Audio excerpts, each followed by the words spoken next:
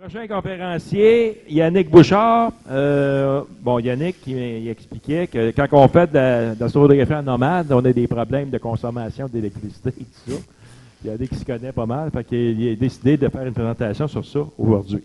Fait que, c'est à toi la parole, moi, Yannick. Là, Denis a vendu mon punch. Je voulais commencer par dire qui ici a un problème de consommation, puis je voulais vérifier les visages, tu sais. Non, on ne parlera pas de consommation de biens et services. On ne parlera pas non plus de consommation d'alcool. Là, vous me voyez venir, hein? On ne parlera pas non plus de SQDC. OK? On va réellement parler d'électricité. Plus spécifiquement, on va parler d'électricité pour astrophotographes nomades. OK? Donc, écoute, là-dessus, j'ai eu beaucoup de ressources. J'ai fait beaucoup d'erreurs. J'ai eu ma courbe d'apprentissage. Je vois aussi alentour de moi beaucoup de personnes qui ont des problèmes, puis à un moment donné qui me disent « Ah, ben comme, avoir su ça avant, j'aurais pas fait ça comme ça. » Ben, c'est un peu ça que je veux vous faire partager. Okay? Donc aujourd'hui, c'est sûr qu'on va passer en révision certains concepts d'électricité. Parce qu'il faut quand même avoir un certain concept de base pour être capable de faire des choix éclairés. On va savoir à la fin de la présentation comment déterminer votre consommation. Donc, comment déterminer quel type de batterie vous avez besoin, également de quelle grosseur vous avez besoin. Okay? On va avoir certaines stratégies d'évaluation et d'entretien. Naturellement, on achète une nouvelle batterie, comment on fait pour l'évaluer? Durant sa durée de vie, comment on fait également pour continuer à l'évaluer et l'entretenir? On va voir également des stratégies de recharge. Puis on va finir la présentation avec un petit projet intéressant qui est un projet multifonctionnel. Je vais vous garder la surprise. Quelques concepts électriques. Les trois variables, les trois valeurs de base. La tension, le courant et la résistance. La tension qui s'exprime en volts, le courant qui s'exprime en ampères, la résistance qui s'exprime en ohms. Naturellement, résistance R, courant I, tension V, les formules de base. V est égal à RI, I est égal à V sur R, R est égal à V sur I. Okay? Donc, ces trois paramètres-là coexistent toujours ensemble. Moi, je vois ça comme une rivière. L'électricité, c'est beaucoup comme de l'eau. Mon père était plombier. Je voyais ça comme de l'eau. Je voyais ça comme de l'eau qui coule dans un tuyau ou de l'eau qui coule dans une rivière. La tension, c'est jusqu'à quel point votre rivière est inclinée. Okay? Une chute, l'eau, elle va descendre. Okay? Il y a beaucoup de potentiel là. L'eau va pouvoir faire beaucoup de travail. Une rivière qui est à peine inclinée, ben, naturellement, elle va pouvoir moins faire de travail. La quantité d'eau qui passe dans la rivière, c'est le courant. Naturellement, une grande chute, mais avec un petit filet, ne pourra pas faire un gros travail. Par contre, une rivière qui est très peu inclinée, mais s'il y a énormément d'eau qui passe dedans, peut-être qu'elle va pouvoir faire un travail. La résistance, c'est un peu des roches qui sont dans la rivière.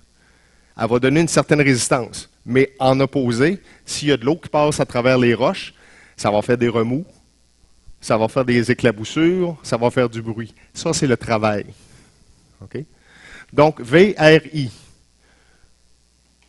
4 autres concepts que je veux ici souligner. La puissance, la charge électrique et l'énergie.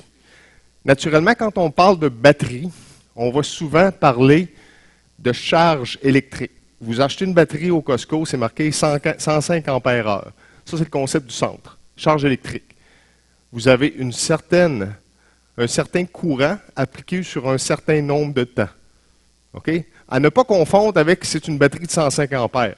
Non, c'est une batterie de 105 ampères-heure. Elle peut fournir 105 ampères en 1 heure. Ou elle va pouvoir fournir 52,5 ampères en 2 heures, et ainsi de suite. Okay? Un concept de puissance. Souvent, les astronomes nomades vont travailler en 12 volts. Ce n'est pas toujours le cas. On va devoir des fois faire certaines conversions en watts, parce que la puissance, le travail fait par la rivière, ça se calcule en watts. Ça dépend de la tension, ça dépend du courant qui passe dedans. OK? Ça, c'est la puissance en watts.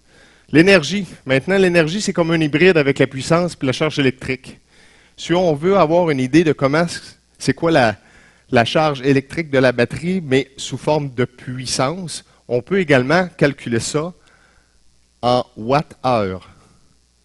OK? Donc, c'est tout simplement le voltage multiplié par le courant, multiplié par le temps, ou encore le courant électrique multiplié par le voltage. Donc, une batterie de 105 ampères-heure de 12 volts va avoir une énergie de 1260 watts-heure. OK? C'est toute la même chose. Le temps, maintenant, comment on fait pour déterminer quel temps une batterie va me donner? On va voir un peu plus d'exemples plus tard, mais le temps, en gros, c'est l'énergie divisée par la puissance utilisée. Si j'ai 1260 watts-heure et j'utilise, disons, 17 watts, ben, ça va me donner un petit peu environ aux alentours d'une quinzaine d'heures. Je fais-tu un calcul correctement, là? Ça ressemble à ça. OK? Un concept, naturellement, le système international étant ce qu'il est, des fois, on a des unités de grandeur qu'on a besoin d'étudier. Le kilo, le milli, le méga. Kilo, c'est un multiplicateur par 1000. Milli, c'est un diviseur par 1000. Puis, des fois, si on regarde un barrage électrique, ben ça se calcule en mégawatts. Un mégawatt, c'est 1 million de watts. Un concept électrique qui est très peu utilisé, qui est très peu connu, puis qui cause beaucoup de mal de tête à des astronomes nomades, c'est le concept de chute de tension. Ça, c'est le concept de chute de tension. Naturellement, on a un voltage de départ, on a une puissance libérée. À travers notre puissance, la tension va descendre. Typiquement, si on a une bande chauffante, si on mesure le voltage à l'entrée, le voltage à la sortie, on se rend compte qu'il y a une chute de tension. Bien, ça, c'est le travail qui fait ça. La rivière qui coule à travers des roches, même si elle garde la même pente, elle va couler un peu moins vite à la sortie des roches par rapport à l'entrée. Elle va avoir perdu de sa puissance. Autant que possible, on veut que ce travail-là soit fait par les équipements. On ne veut pas que le travail soit fait par un fil électrique.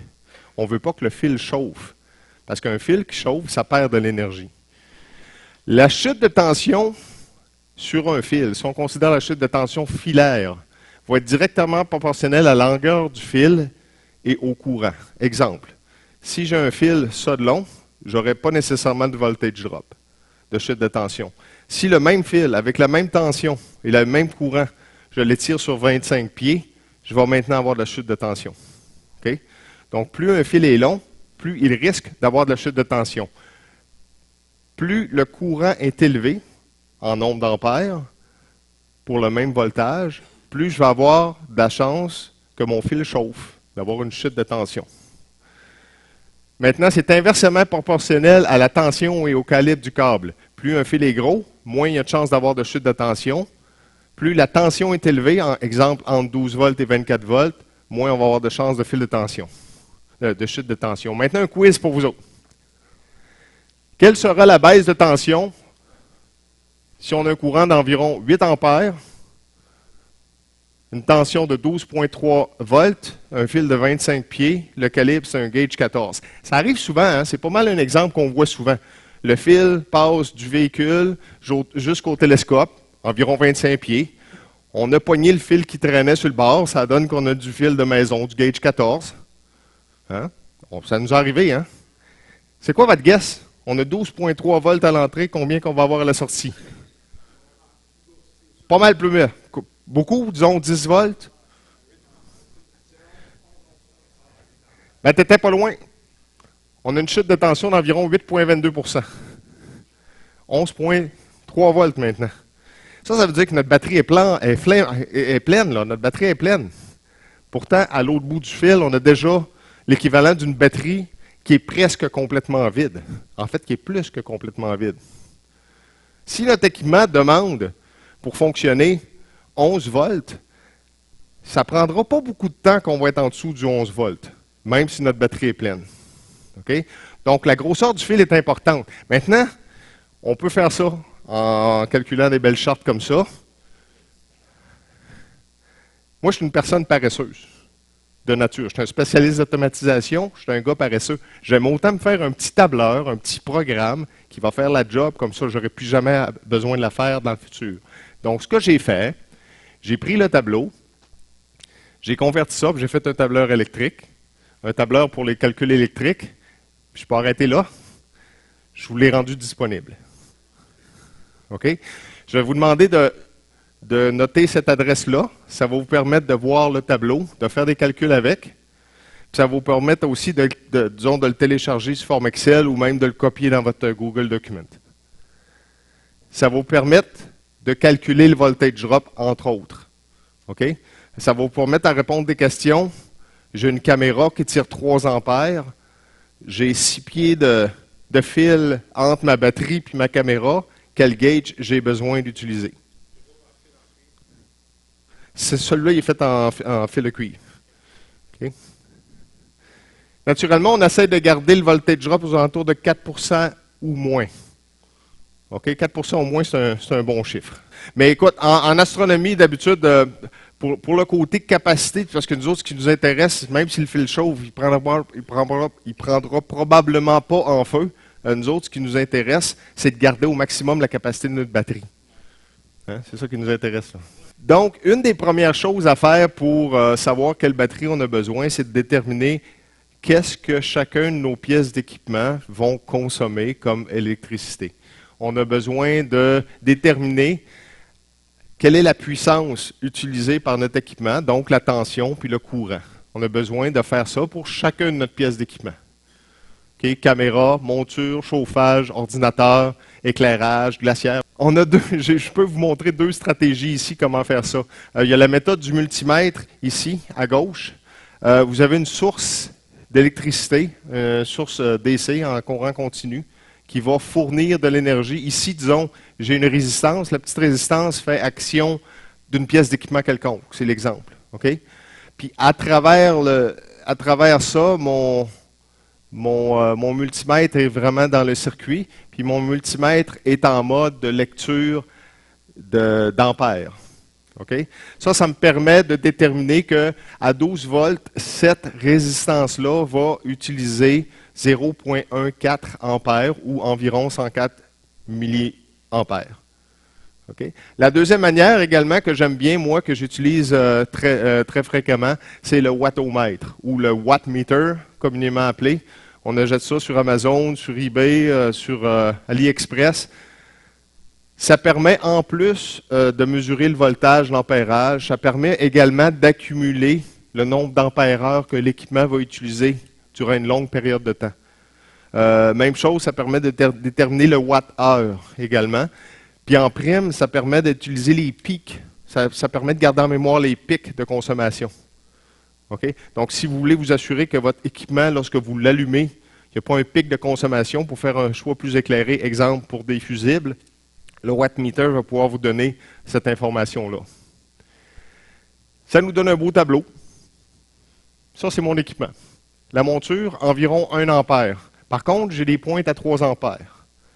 Okay? Lorsqu'il y a un slew, il y a 3 ampères lorsque le début de l'accélération, je vais avoir un pic jusqu'à 3 ampères. Naturellement, je ne calcule pas le 3 ampères pour ma consommation électrique parce que le télescope, il ne fait pas des slews tout le temps. Généralement, c'est juste 1 ampère qui prend. Par contre, lorsque je fais mon calcul au niveau des fusibles à choisir, je m'assure que le 3 ampères est bien couvert. Chauffage, environ 1 ampère. Encore là, 3 ampères si tous les Dew Shield sont à 100%. Chacune des pièces d'équipement comme ça est déterminée. Il y a certaines pièces d'équipement qui deviennent marginales, négligeables. Ceux-là, je ne les calcule pas nécessairement. Ça me donne un courant total de 7 ampères. Si je veux garder, ça simple, 7 ampères, pour une nuit de 12 heures, ça va me prendre environ 84 ampères-heure. Okay? Je viens d'avoir mon calcul. Ça me prend au moins 84 ampères-heure pour faire une nuit de 12 heures. En watts-heure, ça me donnerait environ 1 kilowatt. Okay? Souvent, c'est le cas. Souvent, plusieurs kits vont différer légèrement, mais la marge du 1 kWh, on dirait que c'est pas mal ce qui revient souvent. Un petit quiz pour vous autres. Quelle batterie choisir entre les trois suivantes? La PowerTank Lithium Pro fournit un généreux 500 mA. OK, j'ai besoin de 7 ampères continu. Non seulement elle ne peut pas me donner la capacité que j'ai besoin pour toffer une nuit, elle n'est même pas capable de fournir mon 7 ampères. Elle me fournit que 5 ampères. Si je fais le calcul, elle va me toffer environ, même si elle serait capable, disons, de me fournir 7 ampères, elle va durer environ 1h53. Comment on fait le calcul? Bien, 158 Wh divisé par 12 heures, c'est égal, non, excuse, 158,74 divisé par 12, ça me donne 132 ampères-heure, divisé par 7, un petit peu moins que 2 heures. L'Eliminator Powerbox, j'ai commencé avec ça. Hein. On a pas mal tout commencé avec ça. Au début, ça allait bien, mais c'est assez limité parce que, au final, c'est uniquement 38 ampères-heure qu'on a dedans. 5h26, je ne fais pas menu au complet. Ben, finalement, une batterie marine d'environ 105, 120, souvent sont inscrits différemment, là. Ça serait adéquat. Un deep cycle, communément appelé, là. C'est quoi la capacité? Mais peu importe qui va le faire, naturellement, on va voir un peu plus loin. Des technologies lithium, des technologies à l'acide plomb, on va comparer ça un peu. Ce que je veux vraiment fournir ici comme information, c'est calculer votre consommation. Parce que ce n'est pas à cause que quelqu'un donne un titre vrombissant de 158,74 Wh. Ben, c'est pas tant que ça, finalement. OK? Donc, fiez-vous pas nécessairement à la côté marketing des batteries.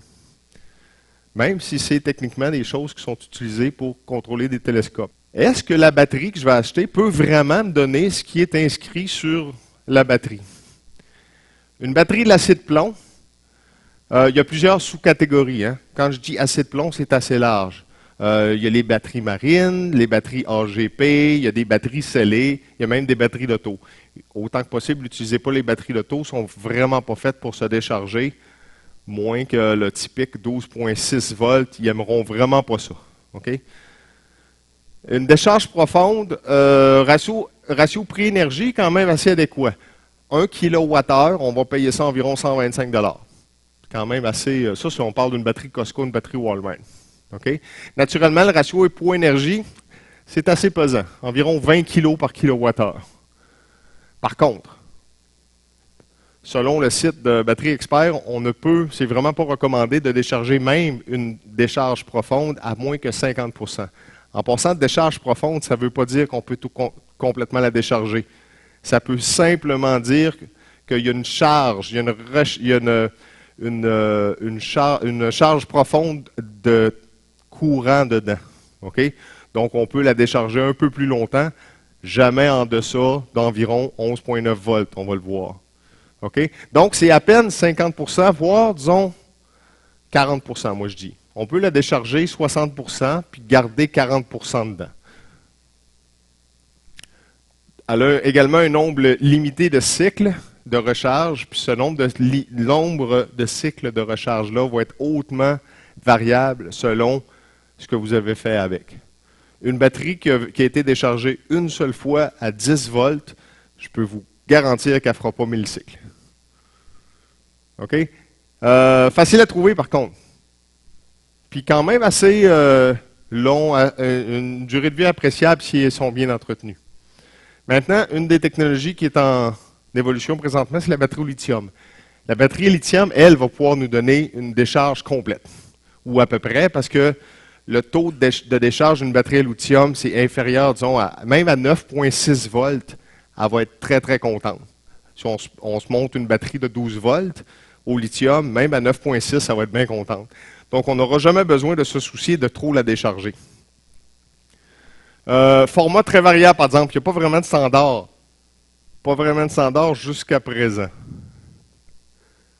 Sans entretien, ou nécessite par contre un chargeur spécial. Ce ne sera pas le même chargeur parce qu'on a quand même un niveau maximum de voltage à ne pas excéder. Une batterie lithium, si on dépasse son voltage maximum, elle va chauffer, elle va gonfler. OK? Donc, si on se monte, disons, des cellules 3,7 volts en série, ça va faire 12,6 volts au maximum. Il va falloir que notre chargeur arrête de charger à 12,6 volts.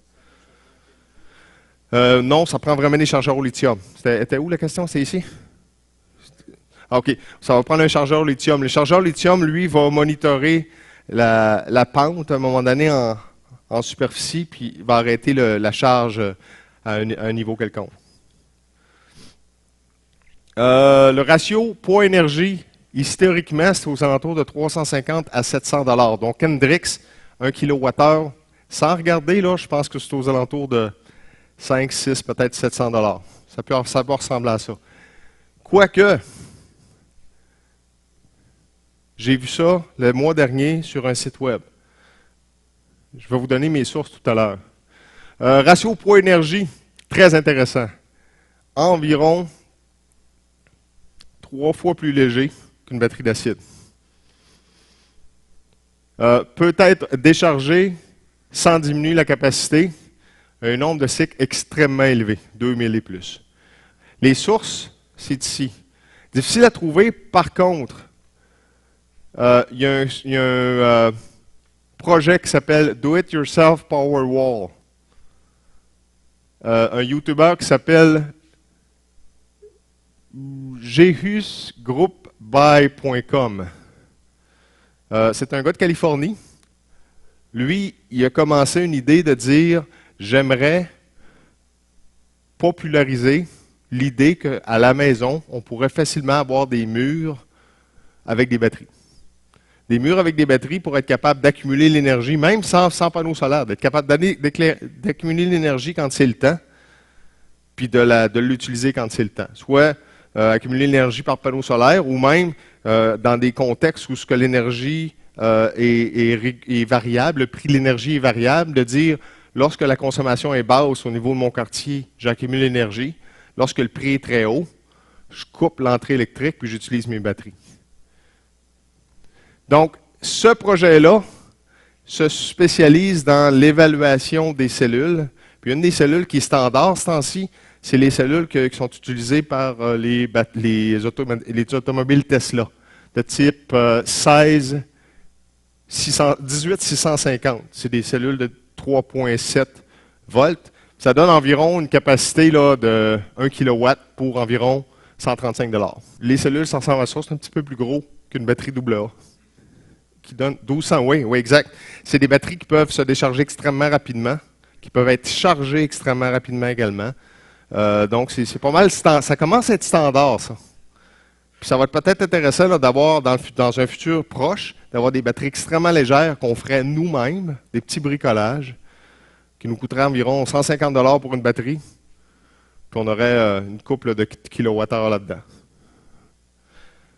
Peut-être un sujet de présentation d'une autre année.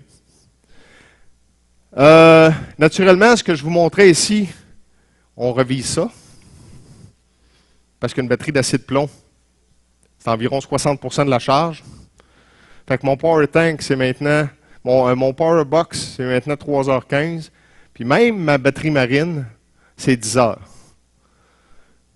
Donc, si je veux vraiment faire 12 heures, puis que je ne veux pas tuer mes batteries trop rapidement, ça m'en prendrait peut-être 2. OK? À considérer. Lorsqu'on ajoute une batterie, ce qui est marqué sur l'étiquette, c'est vraiment très généreux. La quantité de courant inscrite sur une batterie est souvent conditionnelle à son temps de décharge. La mention 105 ampères-heure, 20 heures entre parenthèses, implique que les tests de décharge ont été faits sur une durée de 20 heures. 105 divisé par 20, les tests de décharge ont donc été faits à un courant de 5,25 ampères. Si vous consommez 5,25, vous pouvez considérer que ça va vous durer environ 20 heures, mais ça, on parle de complète décharge, 60 heures de 20 heures, 60% de 20 heures, je veux dire. Si vous consommez plus, par contre, attendez-vous encore là que votre batterie va vous donner encore moins. Comment tester une batterie flambant neuve?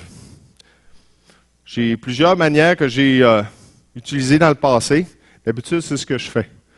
Ma batterie flambant neuve, je me suis acheté une petite ampoule de 12 volts 50 watts, 12 volts, c'est facile à trouver. OK? Une ampoule de 50 watts, 12 volts, faites le calcul, elle va avoir un courant d'environ 4,17 ampères. Donc, même sans calculer avec un ampère-mètre ou avec un wattmeter, je peux déjà dire ma batterie me prend environ 4,17 ampères. Je vais faire un test de décharge d'environ 8 heures. Suite à ça, je vais laisser reposer la batterie pendant environ 10 minutes, puis je vais faire une lecture du voltage. Il y a des tableaux sur Internet qui nous montrent de quelle manière la batterie se décharge. Ça, c'est de la science qui est à peu près connue, là. Okay? Donc, une batterie de 12 volts à 100%, elle donne 12,65 volts. À 50%, elle va donner environ 12,24, et ainsi de suite. Si on a les chiffres, on est capable de faire un graphique. Ça, je suis bon là-dedans. Si on a un graphique, on est capable, avec des sites web, de trouver la formule de ce graphique-là, la régression. Naturellement, si on a une formule, on est capable de faire un beau petit tableau. Puis votre humble serviteur vous a préparé un beau petit tableau, ici que vous pouvez indiquer le voltage et le voltage à la suite là, du test de décharge. Après les 10 minutes de repos, la batterie nous donnait 12,24 volts. J'avais mesuré avec un wattmeter, parce que ça c'est un test de décharge que j'ai utilisé un wattmeter, mais on peut utiliser juste la méthode de l'ampoule électrique. Elle m'avait donné 32 000 mAh. Donc le petit tableau avec le graphique va calculer que vous avez utilisé environ 35% de la charge de la batterie. Il vous en reste 65% dedans. Par calcul de 3, je peux donc déduire que la capacité réelle de cette batterie-là est de 91 ampères-heure. Ça, c'est ce qui vous permet, c'est un tableau encore là que l'adresse est en bas. Ça va vous permettre d'évaluer une batterie flambant neuve. Ça va vous permettre également d'évaluer jusqu'à quel point cette batterie reste adéquate durant sa durée de vie. À chaque fois que vous pouvez l'utiliser, si vous avez une petite pièce d'équipement comme ça, qui est un wattmeter, à chaque fois que vous l'utilisez, vous pouvez calculer comment votre kit a utilisé durant la nuit. Vous remplissez le tableau, puis le tableau vous dit votre batterie vaut environ 105 ampères. Vous voyez que j'avais une 105 ampères là, de chez Batterie Expert, puis réellement, elle me donne environ ça.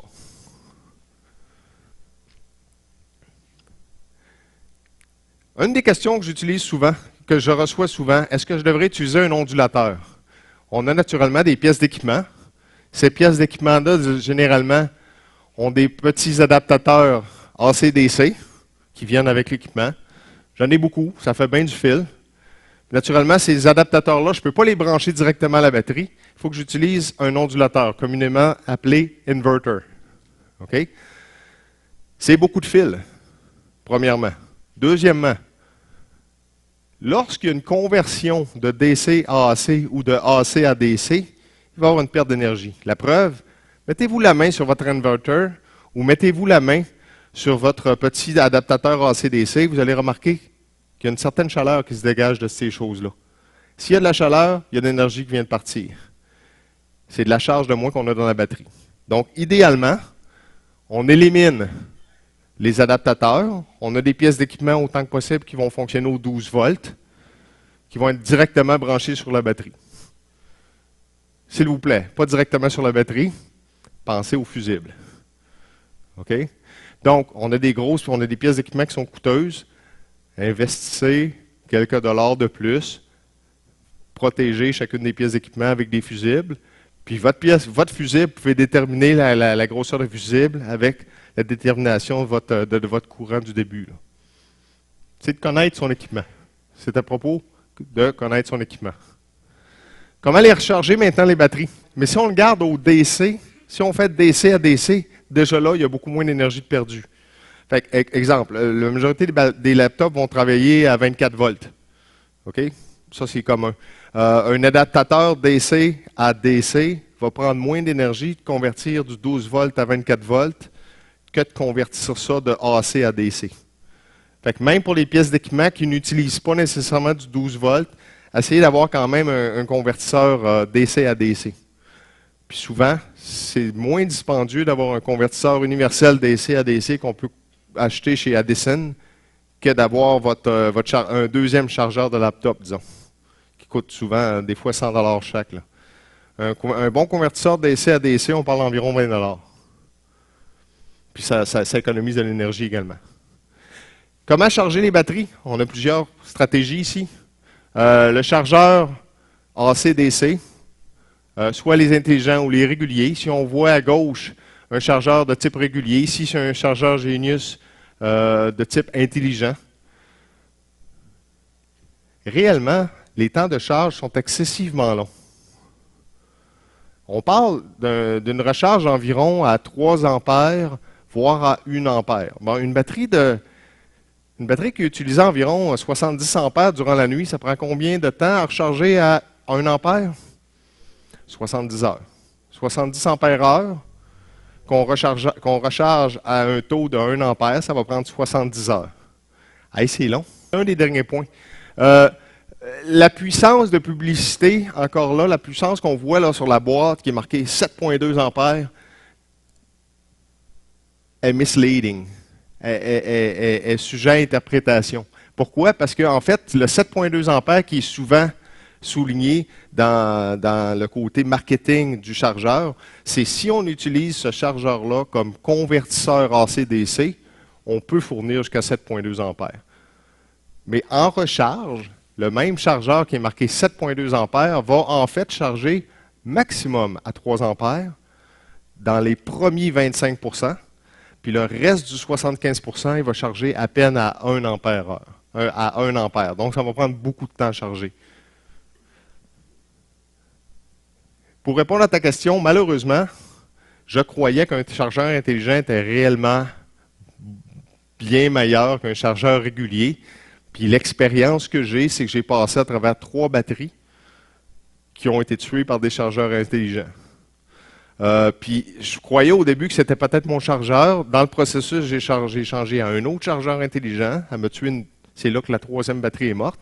Puis vois-tu, dernièrement, Jean-François Larouche, président de la FAC, même principe. Fait que mon expérience n'est pas en ligne avec le côté marketing de ces chargeurs-là. Je vais avoir quelque chose de bien mieux que ça à la fin de la présentation. Une deuxième manière qui peut être bien dépanneur, c'est l'alternateur de l'automobile. Ça, c'est un temps de charge très rapide, parce que l'alternateur d'automobile peut donner jusqu'à 45 ampères. Est-ce que c'est trop rapide? Écoute, une batterie qui est dans un véhicule motorisé, là, il va être rechargé avec l'alternateur. Les batteries de routiers, de vannes, ils vont être rechargés avec l'alternateur. Donc, est-ce que c'est trop rapide? Je dirais que non. C'est pour ça que je vois à un moment donné que le côté intelligent de la charge, peut-être que ce n'est pas nécessairement valide si on recharge très rapidement. Je n'ai pas fait de test plus que ça. Mon expérience, j'ai tué 3 batteries, ça s'est arrêté là. Puis depuis que j'ai changé une manière de charger mes batteries sont bonnes à ça. Ça nécessite un wattmètre si on veut évaluer quand la batterie va être pleine. Parce que si on branche ça à l'alternateur, elle va monter très rapidement à 12,6. Mais à un moment donné, si on la laisse reposer, elle va nous donner vraiment un voltage réel. Ben, c'est de savoir quand est-ce qu'elle est réellement pleine. Il faut le calculer avec un wattmeter, savoir combien d'ampères-heure rentrer dedans. OK? Ça dépanne par contre. OK? Ça dépanne. On peut donner un petit boost à un chargeur. Durant ce temps-là, par contre, le moteur va rouler. Peut-être qu'il va rouler pendant 4 heures de temps. Une d'autres manières qui est utilisée pour charger, c'est la génératrice. Naturellement, encore là, ça va être un temps assez long, à moins qu'on charge vraiment directement avec un output de 12 volts assez intense. Nécessite de l'essence. Par contre, c'est compact, puissant et très flexible parce qu'on peut utiliser la cafetière le lendemain matin. On a beaucoup de puissance à revendre. C'est en plein, c'est pourquoi que je l'ai utilisé. Puis un des derniers points que j'ai ici, c'est même une des stratégies qui est utilisée par certaines personnes ici, comme Benoît, c'est qu'il a éliminé complètement la nécessité d'une batterie. Lui, il dit, je laisse ma génératrice là, elle va rouler toute la nuit. Il la met un peu plus loin. Okay. Donc, ce que Benoît vient de souligner, c'est que certaines génératrices, dont celle-là, vont avoir un beau courant bien clean. OK? Un bon courant pour fournir un 12 volts très régulier à notre équipement. Par contre, ce n'est pas toutes les génératrices qui peuvent faire ça. Fait que méfiez-vous. J'ai plus une formation en sciences que nécessairement en technicien d'électronique. J'ai beaucoup de connaissances en programmation, mais pas nécessairement en électronique. Fait que ce qui a été relaté ici, c'est que certains ondulateurs, inverters, vont avoir des ondes carrées au lieu des ondes sinusoïdales. Puis dans certains cas, certaines pièces d'équipement vont avoir beaucoup de difficultés là, à continuer à fonctionner adéquatement. C'est toujours une question d'argent, ouais. C'est pour ça que moi, d'habitude, je ne fonctionne pas avec l'ondulateur du tout. Celle-là, je pense, c'est plus comme un 400 heures d'opération, je ne me trompe pas environ. Hein? Donc, il y a un côté maintenance. Mais de toute manière, la présentation ici, ce n'est pas à propos des génératrices. Mon point ici, c'est si vous utilisez génératrice, éliminez les batteries. Si vous utilisez la batterie, la génératrice, ce n'est pas nécessairement un bon moyen de recharger les batteries. OK? Ça, c'est fantastique. J'ai essayé ça. C'est silencieux. Panneau solaire. Hein? C'est rapide. C'est puissant. Aujourd'hui, là, la norme, c'est environ un panneau de 300 watts. Un panneau de 300 watts peut donner 25 ampères. À 25 ampères, votre batterie se recharge en 3h20. Quand même bien. Il y a de la puissance à revendre pour d'autres équipements. Okay? Moi, j'aime bien partir plusieurs jours, voire même des semaines à la fois. Tu t'en vas te parquer dans Vérandra quelque part, tu veux garder naturellement la glacière, ça devient un problème si on fait du camping à plusieurs jours. Ben, avec de la puissance comme ça à revendre, on peut facilement prendre la glacière puis la brancher sur le panneau solaire. La laisser à l'ombre. Le panneau solaire jette de l'ombre en même temps. C'est génial. Le prix, c'est environ 1 $ le watt. Okay, la source de ça, c'est solarenergydc.com. C'est une compagnie qui est à Laval. Okay? 1,70 $ en incluant tout le kit. Okay, on parle d'un panneau de 300 watts. Le contrôleur de charge, là on parle d'un contrôleur de charge de type MPPT parce qu'il y en a deux. On parle d'un panneau solaire de 24 volts. Encore là, qui est beaucoup plus efficace à bien travailler avec un contrôleur de charge de type MPPT. On va voir ça plus tard. Non, naturellement, la batterie n'est pas branchée directement sur le panneau solaire. Le contrôleur va moduler, lui. Naturellement, le panneau solaire peut donner 25 ampères. Le contrôleur de charge, lui, va dire, disons que j'ai un accessoire qui nécessite 6 ampères. Lui, je vais lui donner son plein 6 ampères. Par contre, la batterie peut prendre 16 ampères, je vais lui donner 16 ampères, puis je vais la monitorer en même temps. Au début, ça va être plus vite, puis progressivement. Ça va agir un peu comme un chargeur intelligent. OK? Ça va agir un peu avec un serveur intelligent, ça va même pulser entre haut et bas. Ça va être capable de bien travailler. Puis honnêtement, depuis que j'ai été au solaire, mes batteries sont tout le temps dehors, toujours branchées. Les batteries que je vous ai dit là, de 105 ampères-heure, là, après 4 ans d'utilisation sont encore à 105 ampères-heure. C'est jamais arrivé. Parce que moi, d'habitude, à l'intérieur de 3 mois, je tombais aux alentours de 70 à 80 ampères-heure. Puis de là, à un moment donné, après 2 ans, ça droppait.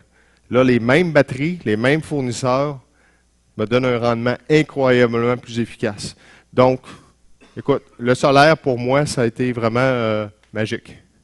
Maintenant, ça prend beaucoup d'espace. Un panneau solaire, ça peut être 3 pieds par 4 pieds. C'est pas toujours facile à mettre dans un coffre d'auto avec tout l'équipement. Ben, si on utilisait plutôt l'inverse, si on utilisait le panneau solaire pour transporter notre équipement,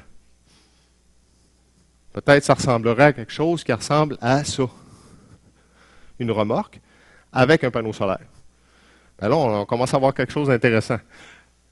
Ce que j'ai, moi, c'est une remorque 4x6, un panneau solaire de 230 watts. À l'époque, c'était la norme, 230 watts. Maintenant, c'est plus 300 watts.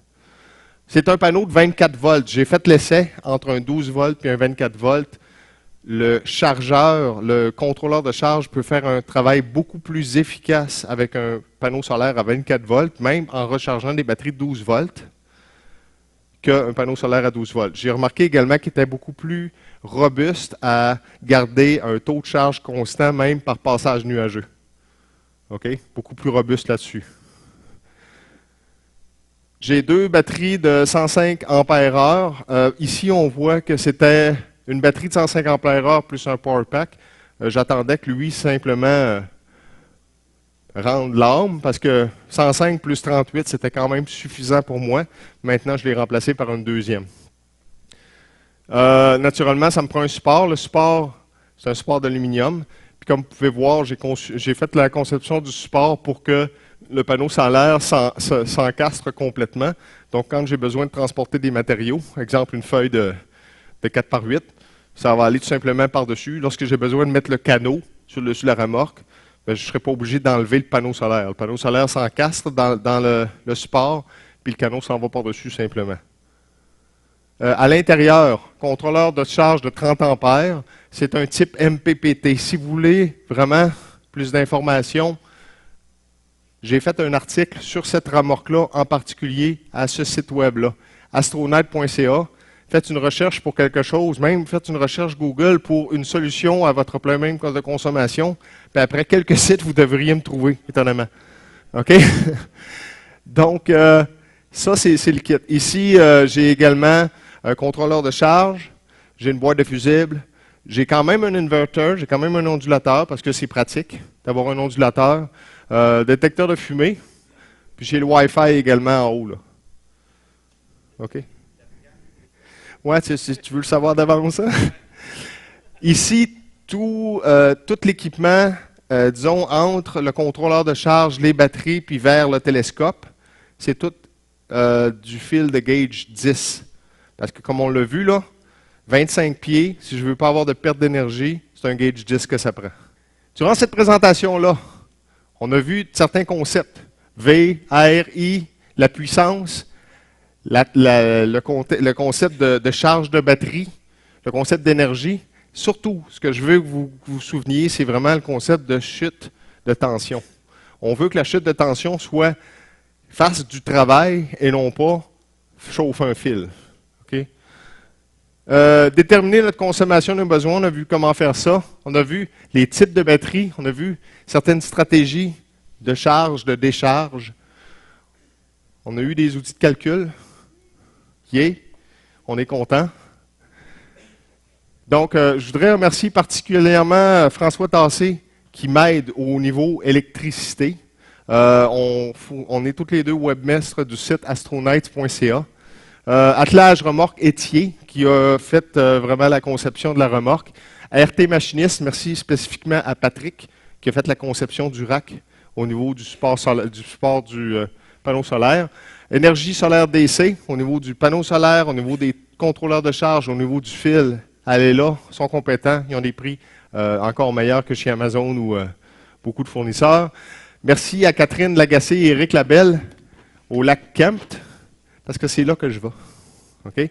Donc, c'est une petite place ça, au nord de la Manoine, environ à 2 heures au nord de la Manoine, sans électricité, sans réception cellulaire, la grosse paix. Mais avec ça, je peux passer une semaine là sans problème. Des questions? OK. Au niveau de l'efficacité de recharge, naturellement, je n'ai pas été à Vérandrie tout l'hiver, disons une semaine durant l'hiver. Ça sera un autre challenge, j'avoue, pour comparer. Mes batteries, par contre, je peux dire que sont en charge durant tout l'hiver. On peut avoir une baisse de quantité de recharge d'environ 50% l'hiver par rapport à l'été. Juste l'inclinaison du soleil, là, il y a beaucoup de différences.